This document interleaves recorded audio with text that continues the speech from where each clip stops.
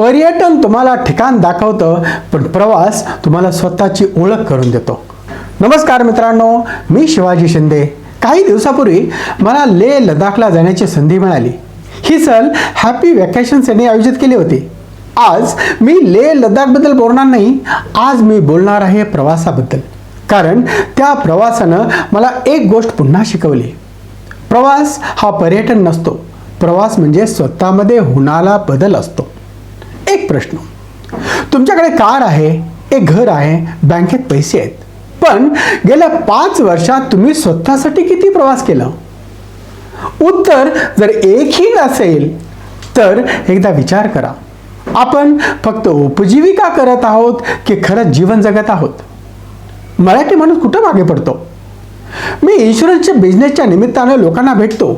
बहुतेक जण मला म्हणतात, वेळ नाही, खर्च खूप आहे, रिटायर झाल्यावर जाऊ, मुलं मोठी झाली की जाऊ. पण जीवन कोणासाठी थांबत नाही. वय वाढतं, जबाबदाऱ्या वाढतात आणि प्रवासाचं स्वप्न मात्र डायरीतच राहून जातं. प्रवास का करावा? कारण प्रवास आपल्याला 3 गोष्टी शिकवतो. पहिली, ॲडॅप्टेबिलिटी. प्रत्येक गोष्ट आपल्या मनासारखी होणार नाही. हवामान बदलेल, रस्ता बदलेल, योजना बदलेल. मग आपणही बदलायला शिकलो पाहिजे. जीवनातही हेच घडतं. जो बदल स्वीकारतो तोच पुढे जातो.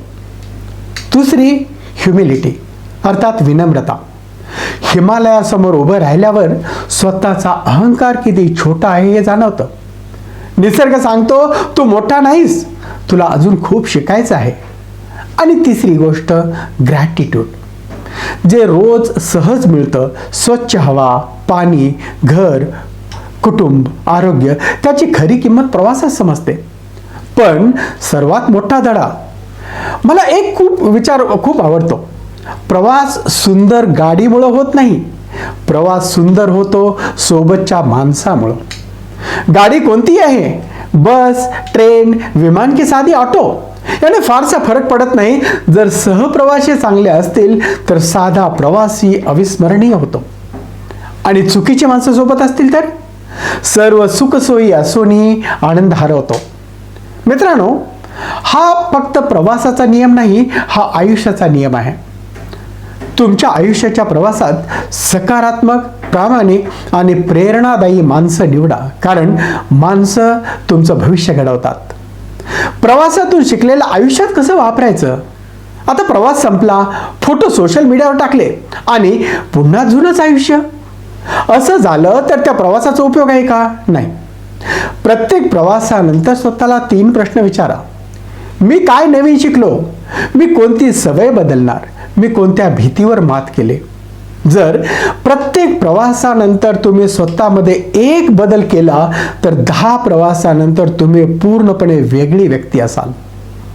आणि प्रवास केला नाही तर? मित्रांनो, स्थिर राहणं म्हणजे सुरक्षित राहणं असं वाटतं. पण निसर्गात एकच गोष्ट स्थिर राहते, ती म्हणजे थांबलेलं पाणी. आणि रुका हुआ पानी और ठहरा हुआ इंसान दोनों सड़ जाते हैं. माणुसकी तसाच आहे. जो शिकणं थांबवतो, जो नवीन अनुभव घेणं थांबवतो, जो नवीन लोकांना भेटणं थांबवतो, तो हळूहळू वाढणंही थांबवतो. म्हणून कम्फर्ट झोन ही सर्वात महागडी जागा आहे. कारण तिथं स्वप्न मरतात आणि क्षमता कधीच उलगडत नाही. माझी एक विनंती आहे, दरवर्षी किमान एक प्रवास करा. महागडा असायलाच हवा असं नाही. जवळचा असू द्या, कुटुंबासोबत करा, मित्रासोबत करा, एकटं करा, पण करा. कारण प्रवास हा खर्च नाही, तो स्वतःवर केलेली सर्वोत्तम गुंतवणूक आहे. जर हा विचार तुम्हाला आवडला असेल तर हा व्हिडिओ त्या मित्राला नक्की पाठवा जो नेहमी म्हणतो नंतर जाऊ. कारण कदाचित हा व्हिडिओ त्याच्या आयुष्यातील पहिल्या प्रवासाची सुरुवात ठरेल. कॉमेंटमध्ये मला एक गोष्ट नक्की सांगा, तुमचा आयुष्य बदलणारा प्रवास कोणता होता? आणि अजून असा प्रवास झाला नसेल तर सर्वप्रथम कुठं जायचं आहे ते लिहा.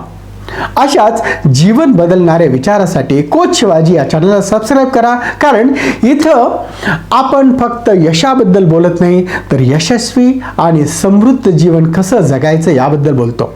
मी शिवाजी शिंदे पुन्हा भेटू एका नवीन विचारासोबत. तोपर्यंत स्वतःमध्ये गुंतवणूक करा, अनुभव कमवा आणि जीवन भरभरून जगा. धन्यवाद.